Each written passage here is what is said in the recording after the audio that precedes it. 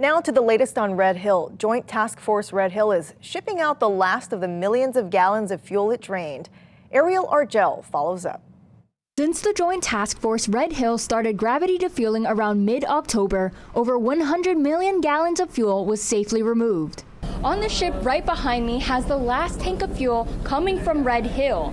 This tank of fuel will be heading on its way to the Philippines. The departure of the merchant tanker called Yosemite Trader, the ship carrying out the fuel, marks the completion of the gravity-based defueling phase, making the task force 6 months ahead of schedule. The biggest challenge was ensuring that our operations were safe to reduce risk to the greatest extent possible so that we can do this without any impacts to the health of our workers, the community, or the environment.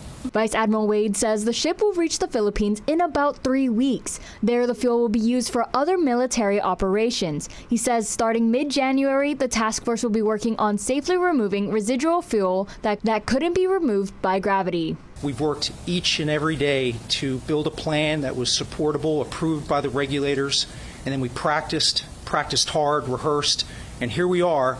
And now we're transitioning to a next part of the plan, and we're going to do the same thing. Repeat of our rehearsals so that we're ready to go to remove the residual fuel. Environmentalist Wayne Tanaka from the Sierra Club of Hawaii says while the defueling phase went smoothly, we're not out of the woods yet.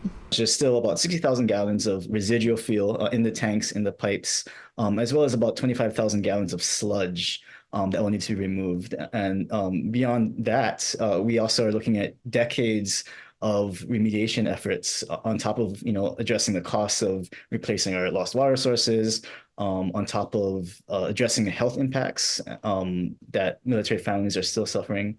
Tanaka says he hopes to see the Joint Task Force use their proximity to the Pentagon to ensure the Department of Defense will address the health issues caused by the fuel, reimburse taxpayers, and identify where the remaining oil in the Navy tap water is coming from. Ariel Argel, Island News.